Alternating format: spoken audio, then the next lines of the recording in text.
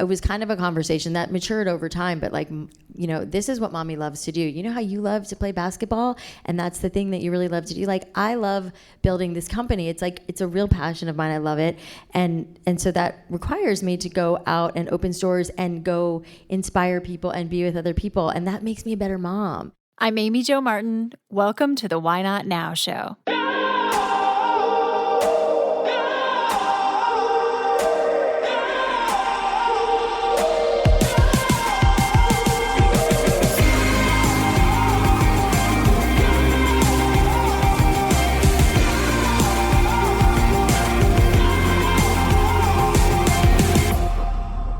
You know that thing you've been thinking about doing?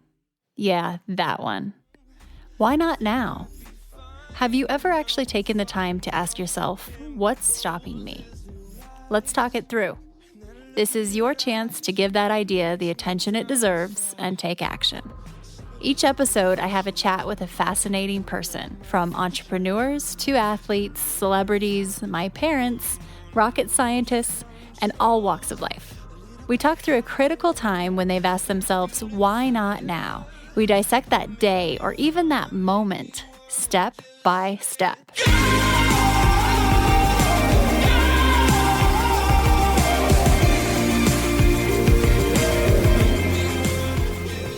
We have Alli Webb on the show today. She is the co-founder of Drybar, which I am a huge fan of, and I have been for a very long time. So she founded Drybar and went on to build, and ended up selling it for $255 million. Now, she shares her story in this conversation about how this started organically, how she was a stay-at-home mom. She saw an opening, a problem, she had a solution, and then with her passion and grind, she was able to build and grow and watch this thing just take off. She's been on Shark Tank. She's a New York Times bestselling author. She's also the co-founder of Squeeze and now the president of Canopy, which is a best-in-class humidifier in the beauty industry. So you'll hear about all this, but what I really appreciate about Alli is that she is very open about the journey. It might look one way from the outside, but she shows us behind the scenes. She shows us backstage, some of the mess, a lot of the mess that happens with this kind of growth and this kind of momentum. And she talks about being a mom through all of this. She talks about her marriage and her new marriage. And really, there was nothing off limits. We recorded this conversation live on stage at the Renegade Summit in San Diego.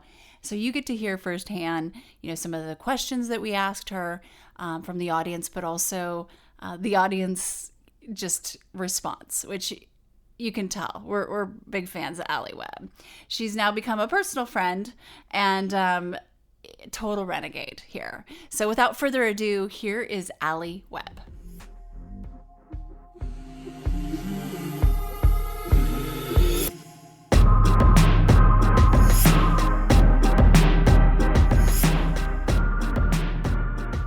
Has anybody been to Drybar in this room?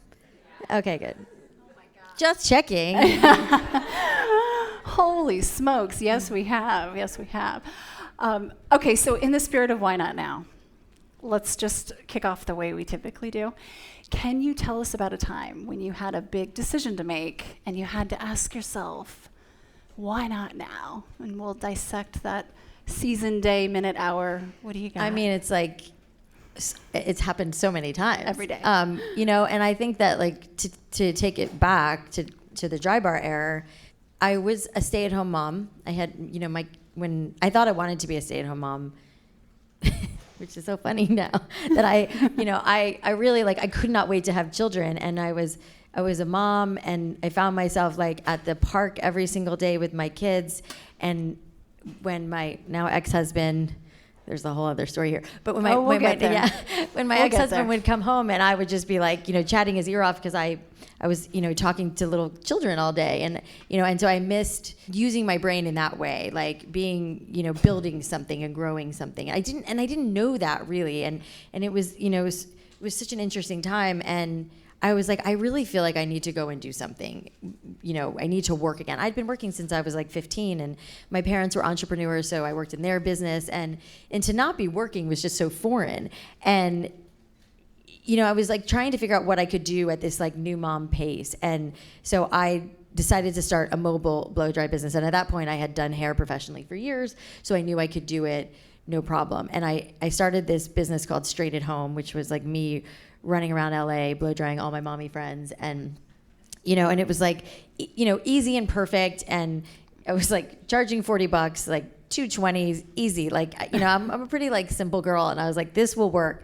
I didn't have any idea the scale in which it would work, and that it would ultimately lead to Drybar.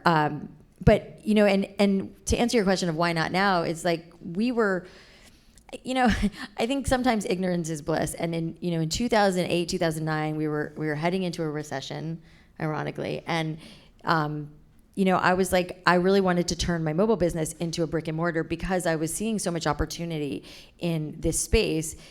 But it would have seemed like a bad time to open a business. And I had, when we were building the first shop in Brentwood in LA, and I would go to the store every day to watch, the progress, and people would walk by and be like, oh, what are you opening here? And I'd be like, a blow dry bar. And they would look at me like I had 10 heads, like, what's a blow dry bar? And I'm like, well, we just do blowouts and whatever. And they're like, every business that's been here has failed.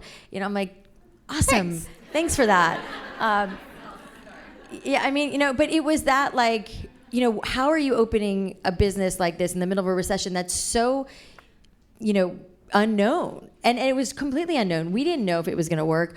My brother and I, my brother's my business partner, we had to personally guarantee that lease. So if that business didn't work, like we were personally on the hook for it, which of course that all would change. But, and I was like, well, there's not much they can take from me, so whatever. Good luck. My brother had some money on the line, but yeah, so it was like, well, why not now? So I love how organic your path has been to starting and then continuing on. And one of the things about Drybar, which we've all been there, but it's the triple threat, right? You get to relax because someone's doing your hair. You can get some work done if you want. Hello. And then you're good to go for 5 to 10 days. 10, maybe 6, right? It varies. Yeah. And how much time, how efficient is that? Talk about ROI of your time, right? We are all very busy, so brilliant. But this was such an organic process. And now we have entrepreneurs and this romanticism around startups where people are thinking about scaling before they even have a business concept. It's like, how do I scale? How do I scale? It's like, well, what are you building? I don't know. But that has flipped, and it bugs me when I hear it's like, you. hold up, let's just get something. Let's get a proof of concept here first. How do you feel about that? Oh my God, proof of concept. If my brother was sitting right now, he'd be laughing because that was the phrase I heard for like 3 years from my brother. Well, we've got to prove the concept. I'm like, what are you talking about? We've proved the concept because we were so successful in LA in this, what felt like a bit of a bubble in LA. And I was like, we've proved the concept. Women love this. Women are going to love this everywhere, Michael, is what I would tell him. And he was like, I don't know. Skeptical, bald business partner, Oh my god. It's my favorite joke. So, and it was really interesting. And I do now, kidding aside, understand that because, we went from like LA, Orange County. But I'll tell you guys too, Brentwood was like, lightning in a bottle, and we hit it, and it was busy, and it was crazy, and it was amazing. And then within 6 months, right away, we were already like, we were too busy to handle all the demand. I didn't have enough hairstylists. It was like a total shit show in the beginning, and we like had to like catch our breath and figure it out. Was it Daily Candy that wrote Yes. about you? And Daily, all of a sudden, yeah. I mean, do you guys remember Daily Candy? Like R.I.P. Daily Candy. I love Daily Candy. Oh yeah. Because Daily Candy was like broke all the cool things. So and we worked really hard to get into Daily Candy. Which, the hustle, it's like at every level. And Daily Candy wrote that piece, and like clockwork, that piece ran.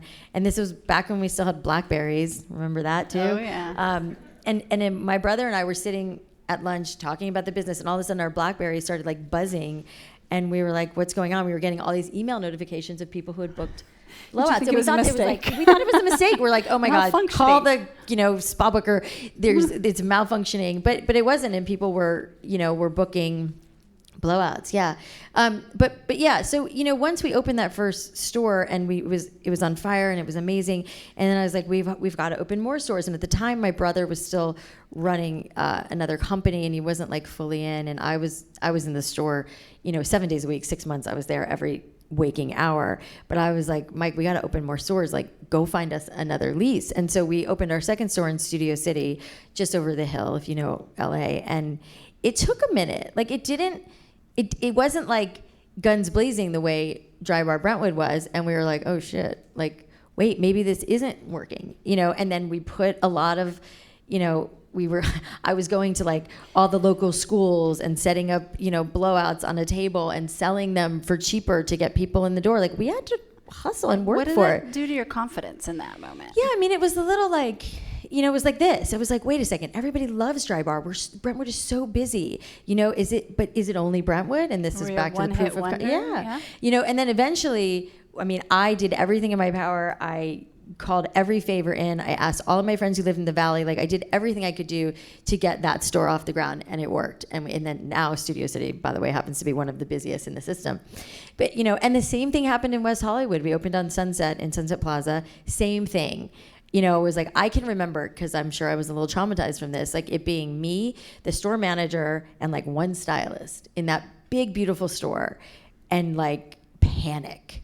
I was like, oh my God, maybe it doesn't work, and we do the same thing. We just start the hustle. And so, over time that started to decrease, and over time, our name started to grow, and we got tons of press, and we were doing so much stuff, and it obviously started to take off, but it was a little bit like dicey there in the beginning, trying to prove this new concept. And it was new and people didn't totally get it. And like, they'd walk by and think it was a bar. Like, I mean, it was just educating first, then awareness, then it was all of it. And we had to keep like going to make it, what it ultimately became. And then we'd go into, I think our second market was Dallas, which of course makes so much sense. I was can I dig into that? I'd love to hear more about it. It's funny because Dallas women, when I'm in Dallas and I'm like, I know you guys like your hair a little bigger, and they're like, no, we don't. And I'm like, okay, and it's like these big, big hairs coming out. But and those markets, worked pretty quickly, and then Arizona, and we just, we slowly started to infiltrate the U.S. and a lot of those early conversations were like, we've got to prove this concept. And another thing that I remember my brother would say to me a lot, and my brother is like my best friend, and he's a really smart business guy, so definitely like a mentor of mine. He was like, this is ours to mess up. We've got to like figure out how to do this and not mess it up, because we're on, we're sitting on a gold mine, but it's ours to lose, to ruin. Yeah. Amazing. And fast forward. Okay. So we have so much to get to, and make sure you keep me on time here, because I feel like I'm in a different land. Talk about flow. Okay, so it takes off, and you've talked about how you went from doing what you love to then now you're managing people, then you're managing more people, and now you've got investors, and then eventually you do get to that exit. Kind of circling back to what Marcus Buckingham just shared. How do you continuously stay in love with what you do, or find that as you've evolved from doing something that you loved into all these other hats, and now, even other companies that you've founded as well as you're leading. So how do you keep your eye on that target and move with it? Well, I think, to go back to the early days of building Drybar, and yes, I mean, going from running the store every day and managing stylists to like opening more stores and managing managers. And, I wasn't really great at it. I did the best I could, and I'd watched my parents, and I'd, worked for a lot of people. So I took the things that I liked and didn't like, but I was a maniac. I was, out of control. My husband is sitting here in the front row, and he coaches founders and entrepreneurs. And hi, Adrian. We always joke about like founders are maniacs, we're all over the place, and we're crazy. Oh yeah. We're a little crazy, but it's part of our brilliance, right? And and I didn't know. I also felt this immense pressure. Like, I was I was the face of the brand. I was at the helm of this company. Like, I had to have all the answers. I didn't know how to do everything, and And that was the pressure I put on myself, rightfully so, because everybody was coming to me for answers and guidance. And my brother, shared a lot of that too. But I definitely put this pressure on myself. And what I would learn much later in this whole journey of building Drybar is that like I could ask for help and I could get other people to help me. And it was really my brother who, even in the early days, was, I remember one of our first big hires, we hired this woman who had run Pinkberry and like Taco Bell, and so really had experience in scaling.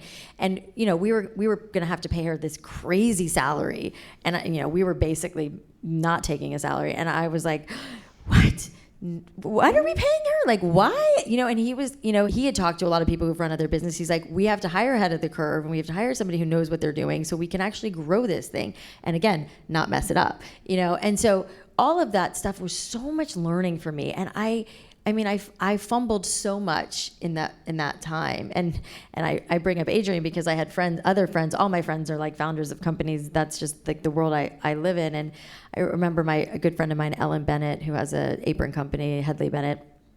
She was on my podcast and she was talking about how she hired a coach. And I was like, what? That's so silly. You don't need a coach, And I really was like, I thought it was like this silly thing, which we he loves when I talk about that. But I learned how important it is to have somebody who's like kind of keeping you honest, someone who's like you're talking to about these work things that are coming up and how you're dealing with yourself and how you're dealing with other people. I was kind of avoidant of a lot of those tough conversations. I didn't really know how to have them or what to do. And so so much learning happened in that time for me. And looking back, I feel like I would have, now I would do it so much differently and probably better. But, not that I live in regret, because I don't. Like, I'm totally cool and happy with how it all happened. It's just I've learned so much, and I've totally gotten away from the question that you asked me. No, that's okay. We're good. There are no rules. So I have been a customer of Drybar for, you said early day, like Phoenix Market. I was there. And so when you said yes to joining us today, and I start researching more and have been a fan from afar and have a great deal of respect for what you've built and what you've done, but I didn't know too much about you personally. So I'm going on a run, and I'm like looking through all the podcasts that you've been on and your own, and I'm like, okay, which one am I going to start with? And of course, I did the How I Built This with Guy Raz, yeah. Which was 2016, 17, yeah. Right? Which I got the nuts and bolts, and I got the business. Okay, cool. And then I see, here's this one, and you start talking about your personal life more, which you've been very open about. Thank you.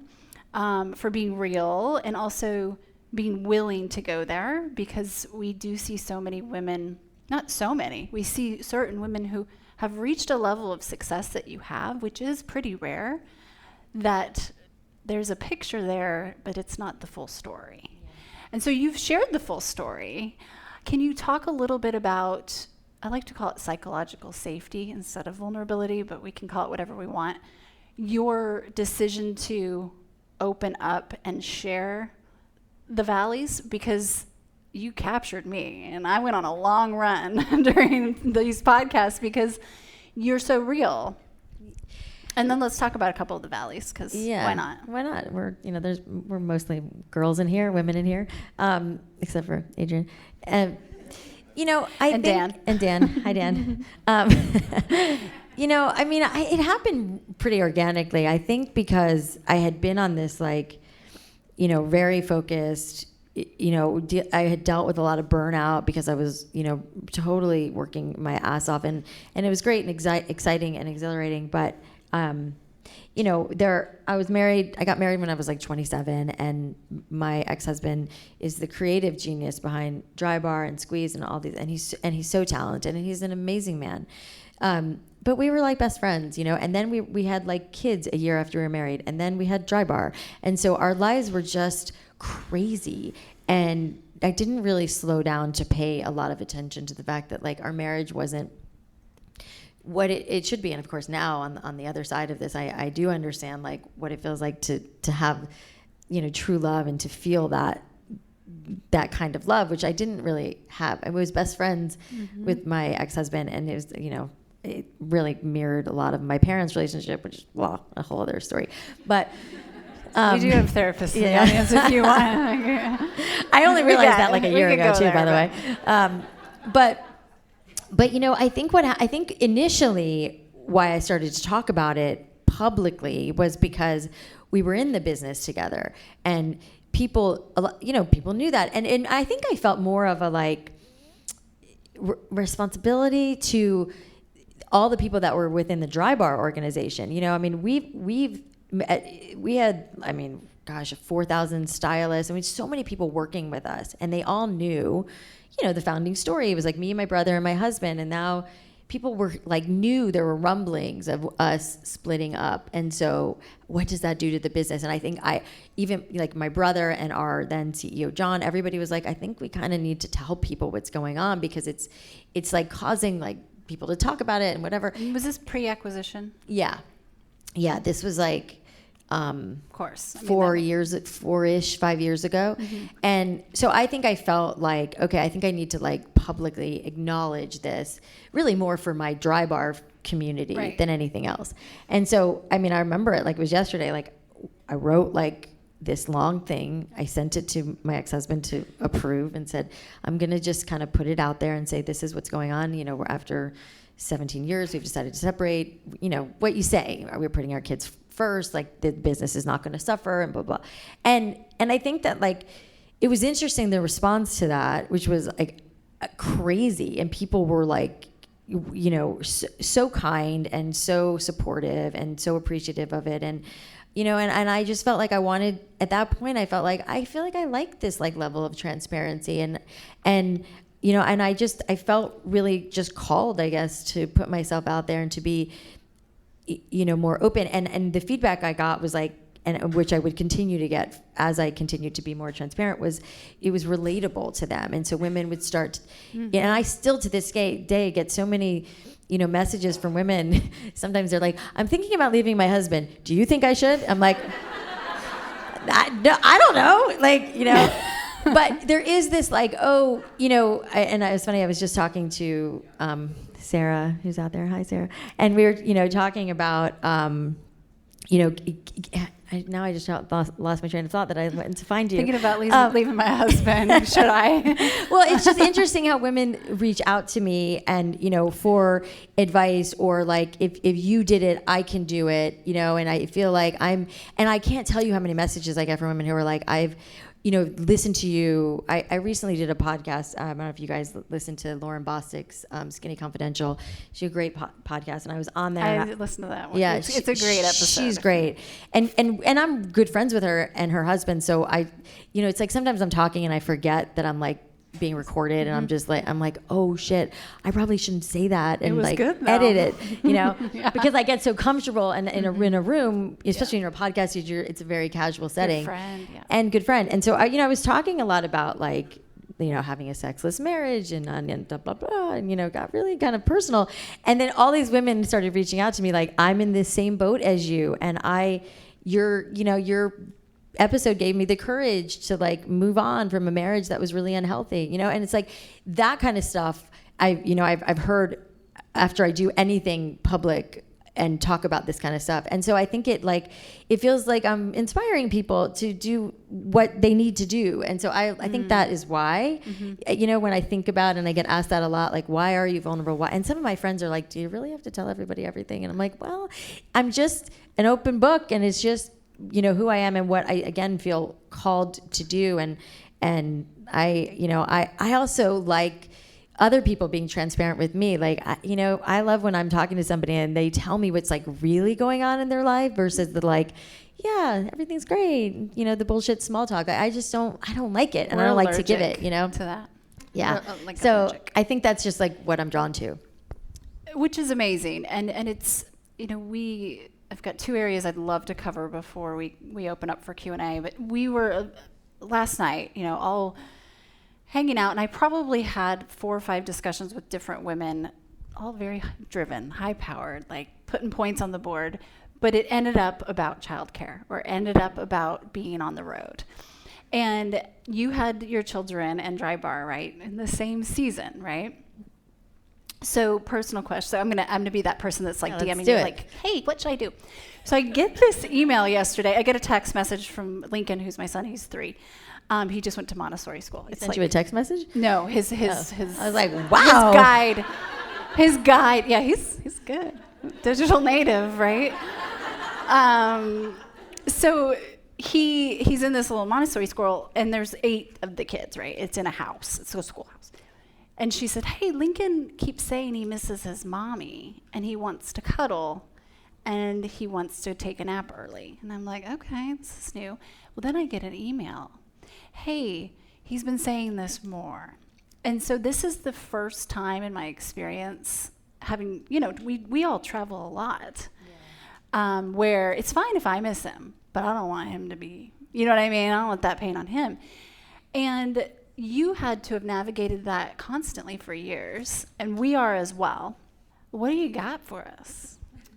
Yeah, I mean, it's something I talked about a lot. My boys are 15 and 17 now, which is like, oh my God, it's great. I have like men in my house. It's so weird. But when they were little, they were 3 and 5 when I started Drybar, and luckily I had my mom who was, we moved kind of wherever we moved, and so she was with my boys a lot, which was really a saving grace, and I was so lucky for that. But yeah, I mean, I remember Grant, my son who's now 17, saying to me, like, when I was going to New York, like, why do you have to go to New York? Can't you just open Drybars here? Just this very like innocent, sweet.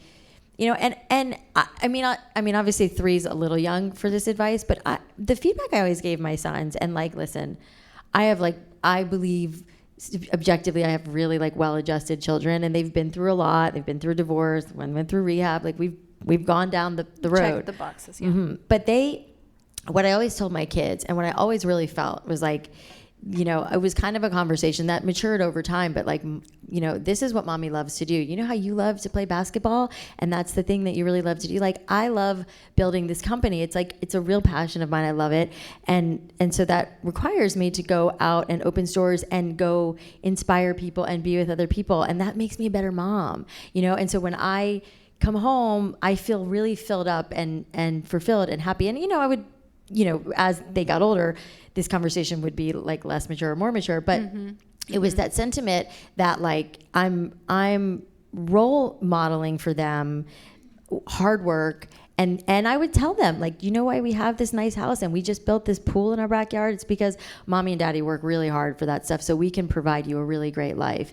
And that is something I want my children to, think about as they grow up, and know that like hard work, it's fulfilling, and it enables you to have the life that you want to have. So it was a lot of those conversations with my kids about like, this makes me really happy, and it's important that I'm really happy too. And it's important that you're really happy and you have what you need, but mommy needs to be happy too.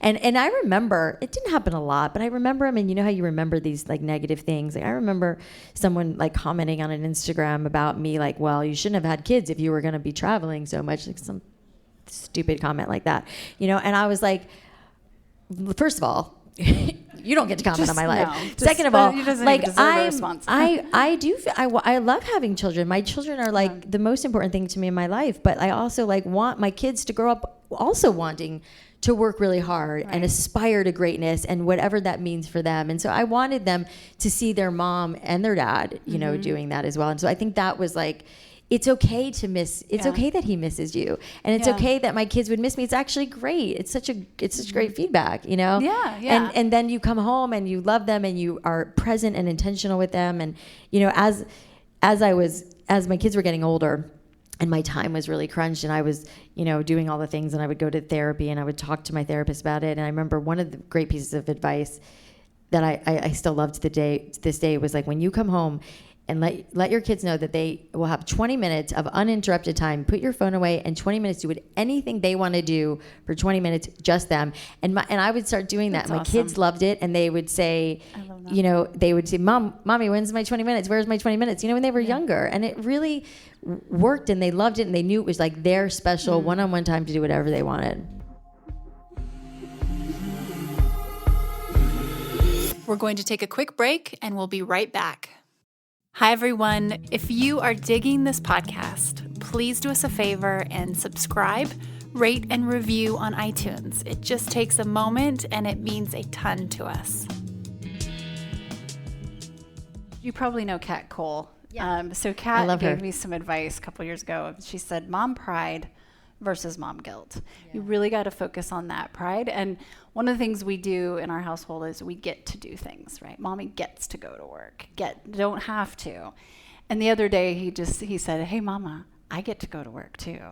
But I think seeing that hard work. And that is, I mean, I feel like Adrienne says that a lot. And, you know, we talk about that a lot in our house. Like, we have this privilege to go and serve other people and do other things. It's not like, I have to go to work. Like, we don't ever talk like that because I don't feel like that. Like, I love going to work. I love what I do. I love all the opportunities that come my way, and like that I get to be in rooms like this. And I want my kids, such a great point, to grow up with that, like, we get to do this and we love what we do, so it doesn't feel like work. Yeah, we were FaceTiming yesterday. He said, Mama, you're hanging out with your friends? And I was like, yes, I am. And they're going through the car wash the other day, and someone was helping dry, and Lincoln said to Richard, what's this person doing? And he said, oh, that he's working really hard and drying the car. And he said, oh, like mama? And I was like, oh. I mean, that sentiment is for me too. I mean, even to this day, when my kids were young, I'd say, I'm so proud of you. And they always respond, I'm so proud of you, Mom. They witnessed your journey. Okay, let's talk money really quick, right? Okay. Love to talk money. Love money. Wealth. Love money. Let's be honest. You gotta love money.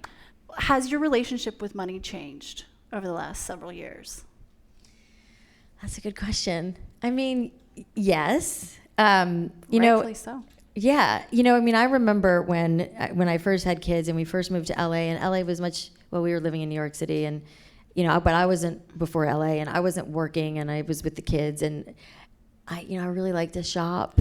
And so, packages would be showing up every day, and my ex-husband would be really stressed about it and annoyed and frustrated, and was like, well, and I really didn't have a great sense of how much I was really spending. I knew I couldn't buy Chanel, but I could order some things from Old Navy and it'd just be a lot, I'm looking for Suzanne. She used to work at Old Navy. Corporate. Yeah, she's.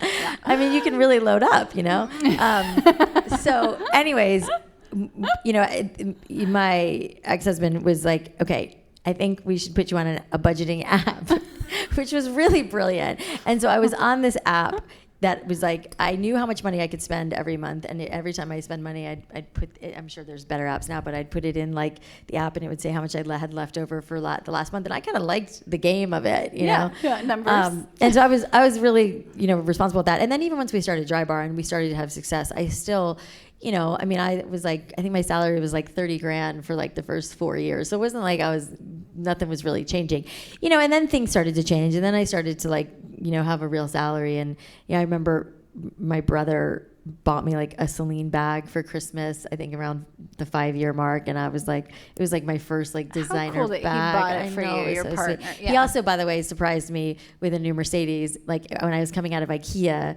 with my kids shopping one day, and I was he's oh, it was this whole joke that they were all in on, and I walked out and there was a Mercedes, and I was oh my God, I'd always had Nissans, so that was really cool. And so, as time has gone on, I've, and we've sold the business, and my relationship to money has changed, but I'm still I'm not going to look at Adrian because he's going to not agree with this. I feel I'm still pretty responsible when it comes to money.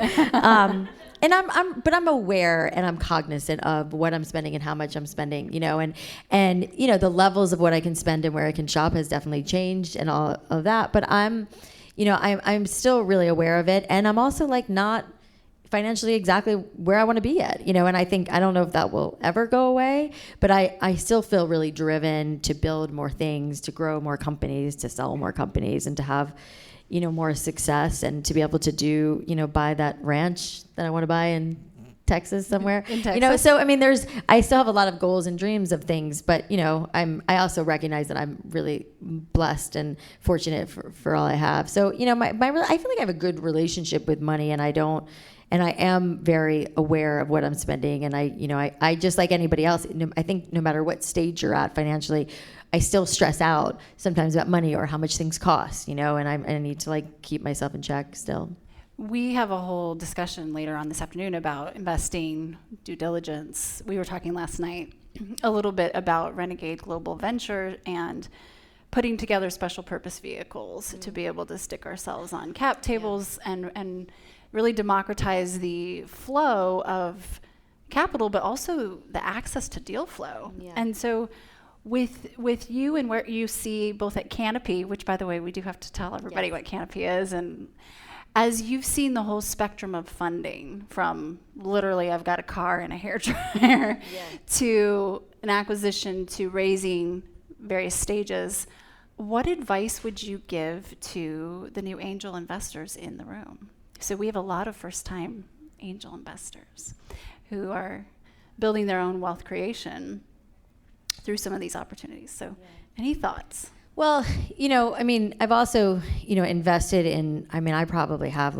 15 to 20 very small investments over different businesses. And, of course, they're not going to all pay off necessarily, and I think that I'm an angel investor, to some degree too. And for me, it's like, I invest from my heart and I'm investing in the people who are running the company. For me, that's the first kind of hurdle to get over of how much does this person want this, is kind of how I view all my investment opportunities. How invested is this person? And, to give you an example, one of our brands is Squeeze, which is a massage concept, and it's the same founding team as Drybar. And we brought our old head of marketing, Brittany Driscoll, to run it.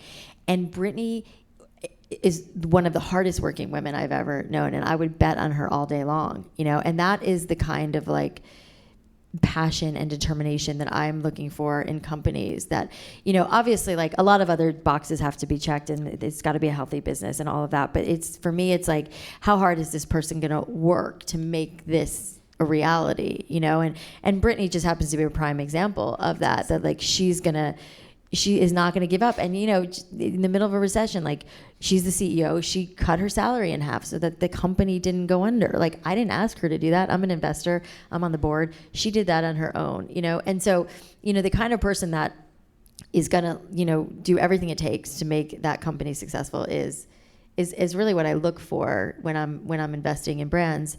And then also just does this thing, always the North Star for me is, does this thing, scratch an itch? I don't necessarily subscribe to you have to reinvent the wheel, you have to come up with the iPhone, but is there something out there that could be done better and executed better, which is really how we've come from our businesses, with Squeeze and with Drybar. Blowouts existed, massages exist. We've created a better experience, a better space for these businesses, and that's what I look for, in businesses. How are you making this different and better than anything that's available now? Amazing. Great advice. And a couple rapid fire questions, and then we'll take them from the audience. Are you ready? Yes. Okay. What keeps you up at night? Other than my children, literally. No. I think I have to say I sleep better than I used to because I've come around to things are going to happen the way that they're supposed to happen and trying to not hold so tightly. But yeah, I have a lot of different projects that I'm doing. I'm working on my second book. I was telling you we're doing this event called the Impact Series, and we're selling tickets to that October 15th in LA. It's a big entrepreneurial event, and it's I think I worry are people do people care what I have to say just anymore? Just the second Drybar store, right? Yeah. You're still, I don't know. You don't know. Still, and you just can't take any of it for granted, And I think that's the kind of stuff that keeps me up at night, not in an unhealthy way, but more of a I love when I'm laying, when my head is on the pillow and I'm quiet with my thoughts. And it's really when I think about things and things hit me of what else can I do? What's things, my brain just kind of wanders. We're maniacs. Yeah. Entrepreneurial. We're maniacs, yes. Okay, so when I say the word renegade, who comes to mind? Well, I think of women on horses riding to like a finish line, Love like it. we're gonna kick ass and we're coming for you, We always say you can't put a saddle on a Mustang, right? Yeah, see, I know, which like is this not horse an original thing. quote for me. It was I love it. NBA player, but I love it. Okay, and then what's one lesson you find yourself learning over and over? This is an Oprah question, by the way. I totally stole it. To enjoy the journey, and to like really enjoy it.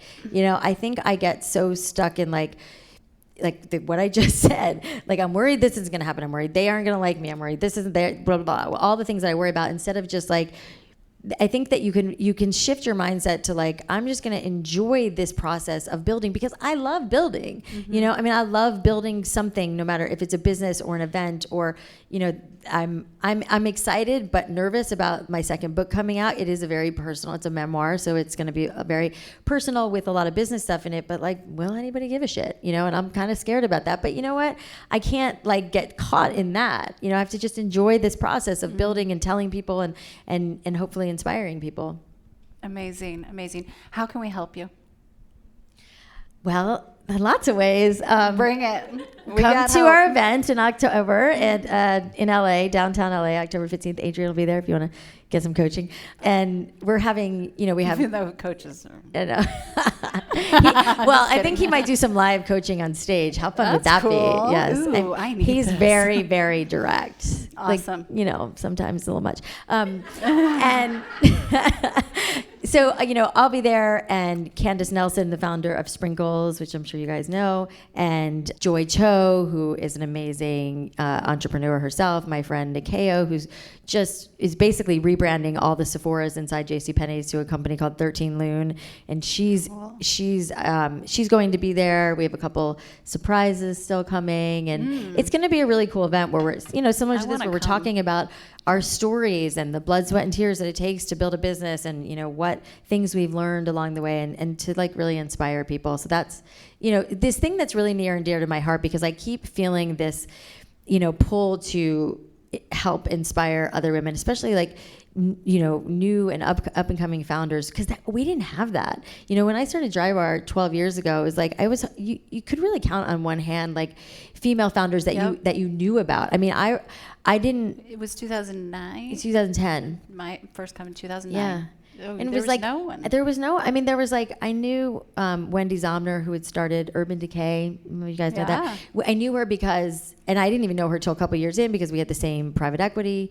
And it was just, there just wasn't a lot of women who were out there walking the walk, talking the talk, that you could get inspired from. And I really relish that role and really want to continue to be that. And and I get girls all the time from like high school, and I just did an interview yesterday with a girl at USC who's in the entrepreneurship program. Like, I'll talk to those people all day long because I want to inspire them and be hopeful to them. So that's kind of why this Impact series is near and dear to my heart. So it's all over my Instagram. If it's Alli Webb, if anybody wants to check it out. And so, yeah. Amazing. And a quick shout out to Sloan over here, who is my amazing agent. Renegade, yes, who represents Alli at William Morris Endeavor, and she's a part of the crew. So make sure you'll hear from her tonight.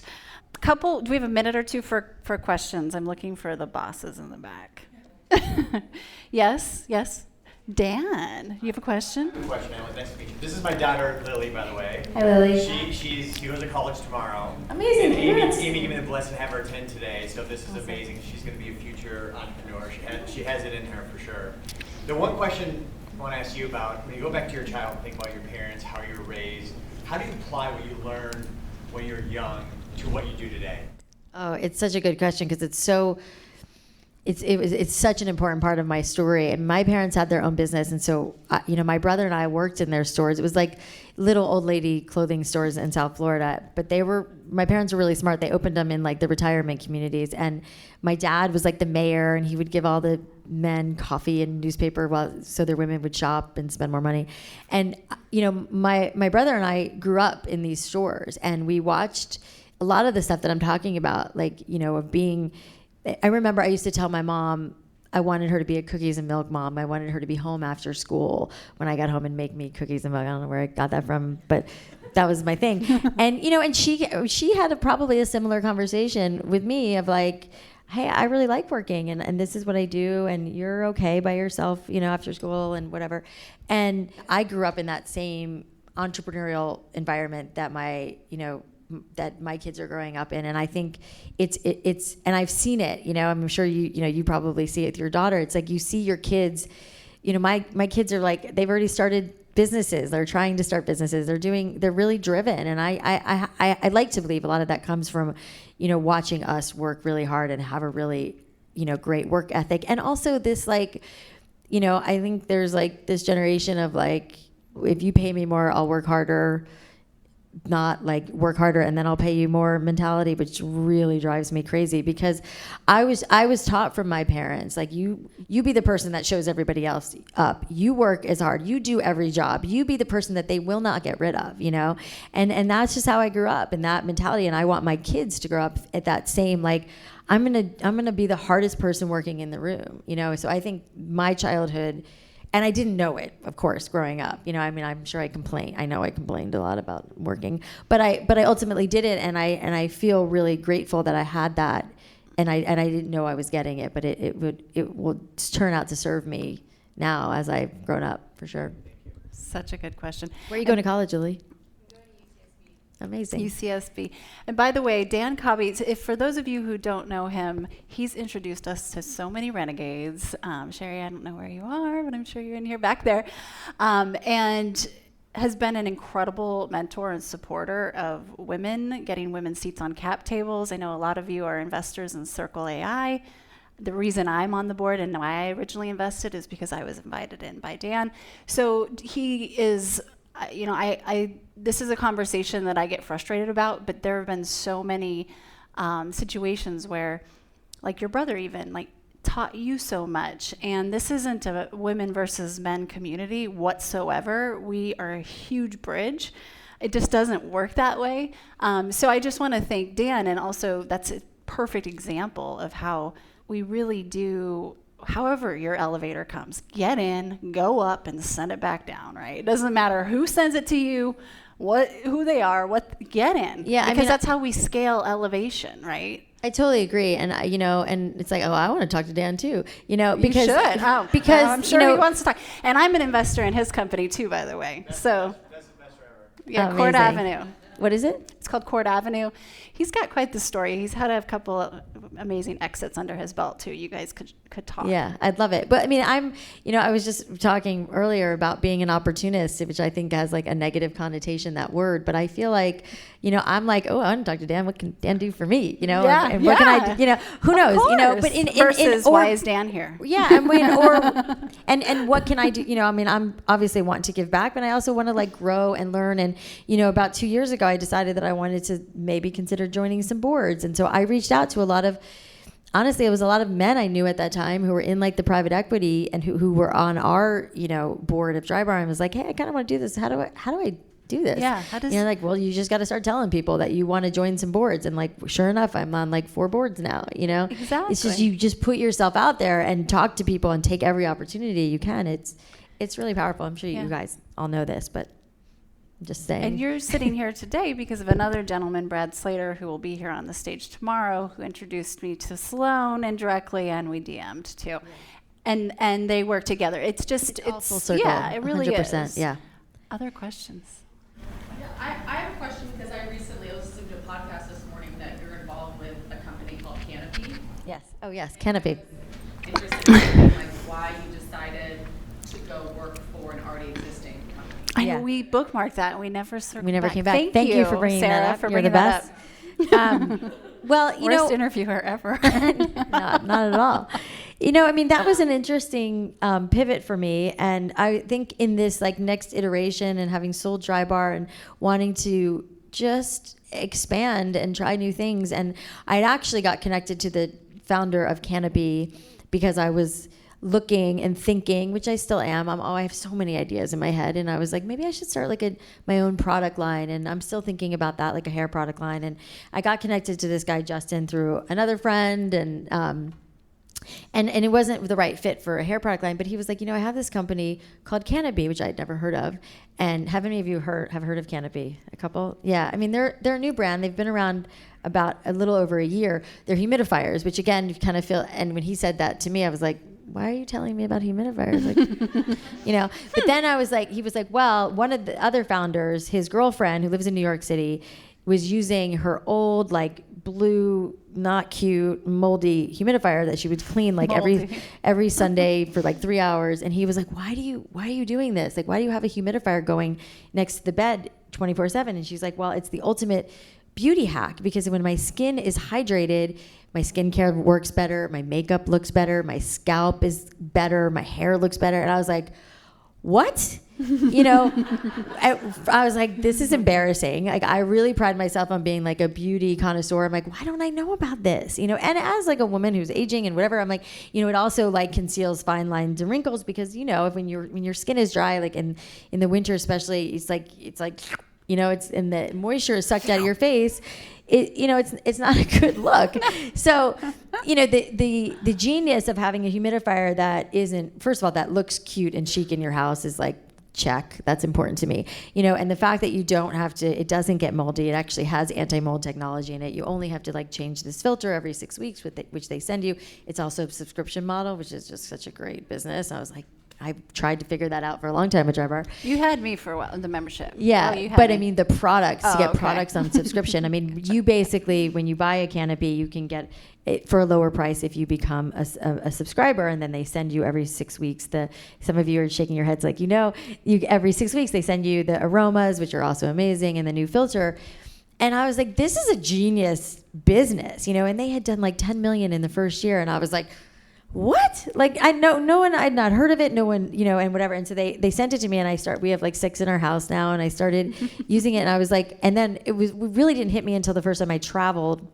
And I was like, oh, my skin feels so much drier than when I'm home. So I was hooked and decided, to come aboard. And it was like, well, what does this look like? And I think one of the questions that Sarah asked me was like, so like, you're working for somebody? And I was like, no, I'm not really, I mean, I consider myself, I mean, I guess I kind of am, but I do kind of consider myself in like the founding circle, and we make decisions together. And the title president, I was saying that, titles are like, they're not, I don't know. For me, it was more of like, I'm coming in to help this mission of like educating women on why you need a Canopy humidifier in your bedroom next to your bed.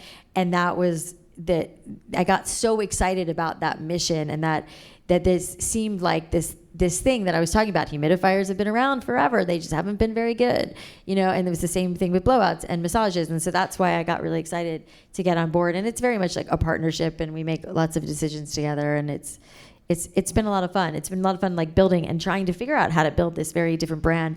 And it's direct to consumer, which isn't really my wheelhouse. So I'm learning a lot as we go, and I'm really enjoying the process. And imagine the value that this experience is bringing to your board seats as well, and that vice versa.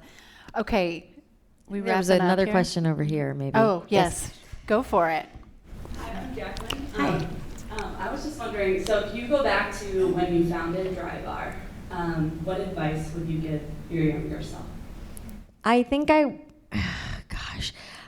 feel like I kind of mentioned that I was in the stores every single day for like 6 months, 7 days a week, which I don't think was really healthy.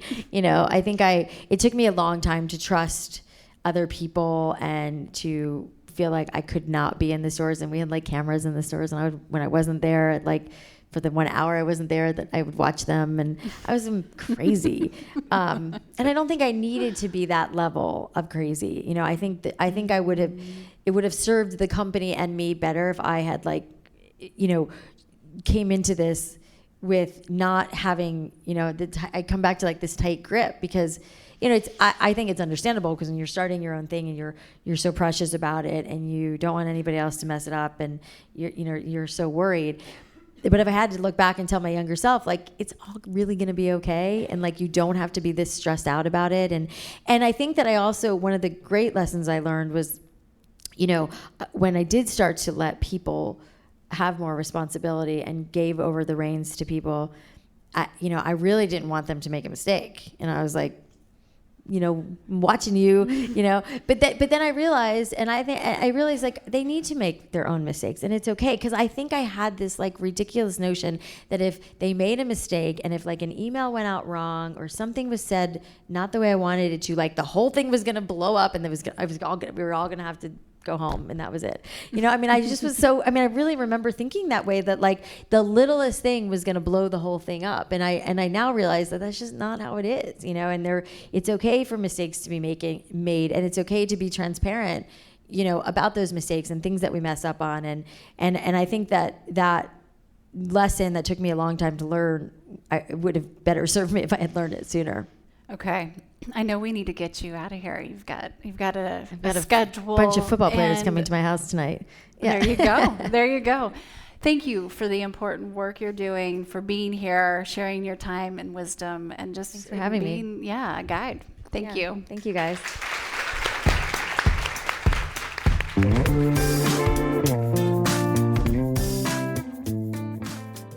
Hey everyone, thanks for listening to the show. Hit me up on social media to let me know what you think. I'm at Amy Jo Martin on Twitter, Facebook, Instagram, and LinkedIn. And I want to hear your Why Not Now moments so I can share them on the show. Just send me a note to whynotnow@amyjomartin.com. For show notes and other offers, you can visit amyjomartin.com/whynotnow. And while you're there, don't forget to sign up for my email newsletter for exclusive content and announcements. A big thanks to Rock Salt Music for all of the tunes by the talented John Coggins. And of course, a hat tip to Richard Brewer for editing and producing the show. I'll see you next time. And until then, why not now?